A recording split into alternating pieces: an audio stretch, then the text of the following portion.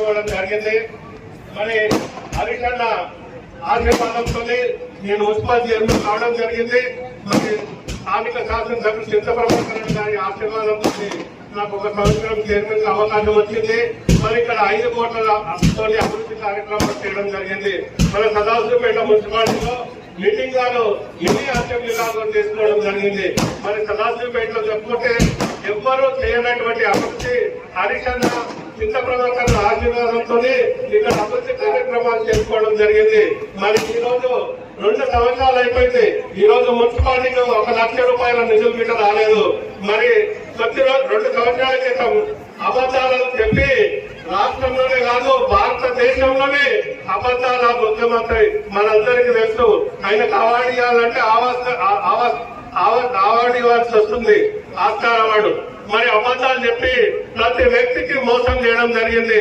ఆ మోసాలకు ఎంత ఇబ్బంది పడుతున్నాం తెలంగాణ రాష్ట్రంలోని. తెలంగాణ రాష్ట్ర ప్రజలందరినీ కొంచెం ఎదురు చూస్తున్నారు.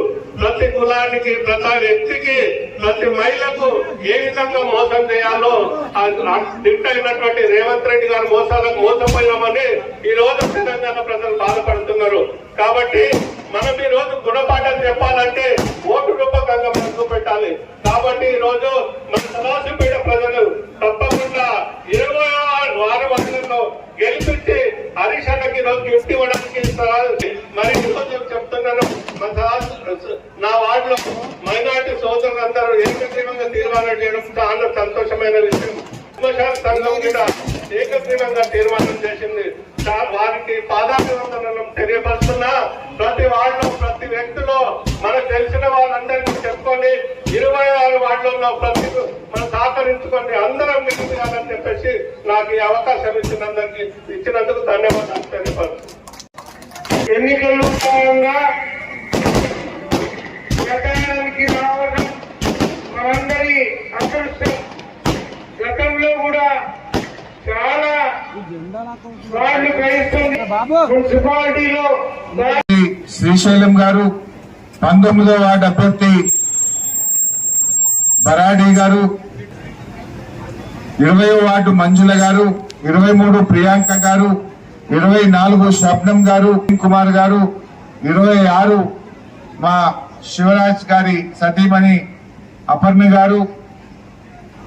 సదాశివపేట మీద గులాబీ జెండా ఎగరడం ఖాయమైపోయింది. ఎందుకంటే ప్రజలకు తెలుసు ఈ సదాశివపేట అభివృద్ధి బీఆర్ఎస్ హయాంలో జరిగింది. ఇక్కడ 37 కోట్ల రూపాయలతో మంచినీళ్ళు ఇచ్చింది బీఆర్ఎస్. కందకం రోడ్ చేసింది బీఆర్ఎస్. మెయిన్ లైన్ రోడ్డుగా మార్చి బటర్ఫ్లై లైట్లు వేసింది బీఆర్ఎస్. బస్టాండ్ చేయించింది బీఆర్ఎస్ పార్టీ. మన చెరువును అద్భుతంగా తీర్చిదిద్దింది బీఆర్ఎస్. ఈ సదాశివపేట పట్టణంలో చేయడం జరిగింది. మరి కాంగ్రెస్ వచ్చి 2.5 ఏళ్ళైంది. ఈ 2.5 ఏళ్ల కాంగ్రెస్ పాలనలో సదాశివపేటలో ఎక్కడన్నా ₹1 పని జరిగిందా? हमारे मुसलमानों को यहाँ 5 एकड़ का कब्रस्तान का जगह दिए, హిందువులకు వైకుంఠ ధామానికి 5 ఎకరాలు ఇచ్చినాం, క్రిస్టియన్ల కోసం 5 ఎకరాలు ఇచ్చి అన్ని రకాల సౌకర్యాలను కూడా ఏర్పాటు చేసినాం. అంటే సదాశివపేటలో కమ్యూనిటీ హాల్ గాని ఈ ప్రాంత ప్రజలకు ఎల్లవేళలా అందుబాటులో ఉండి చింత ప్రభాకర్ అన్న గారు, మా కౌన్సిలర్లు, మా శివరాజ్ పార్టీలు మీ అందరికీ సేవ చేసినారు. బాగా ఆలోచించండి.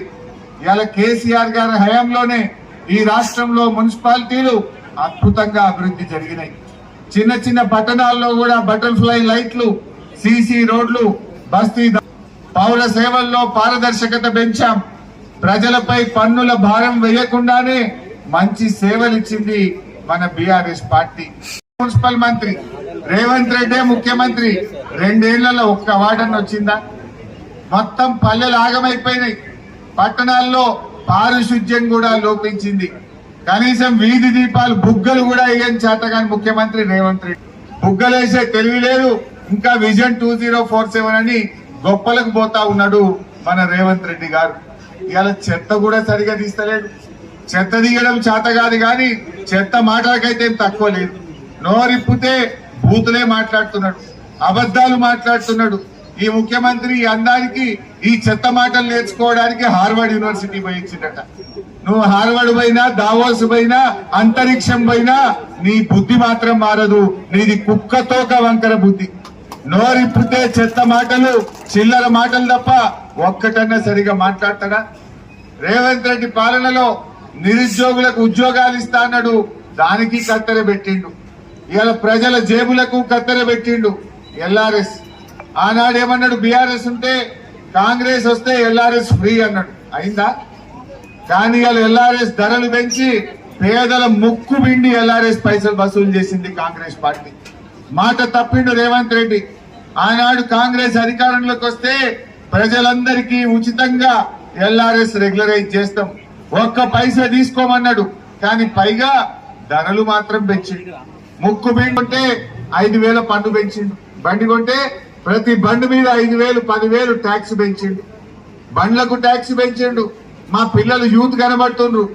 ఎవరైనా యూత్ గీత దాటితే నీ బ్యాంక్ అకౌంట్లకి వెళ్ళి నీకు తెలియకుండానే పైసలు కత్తిరిస్తా అంటుడు రేవంత్ రెడ్డి. నీకు తెలియకుండానే నీ పైసలు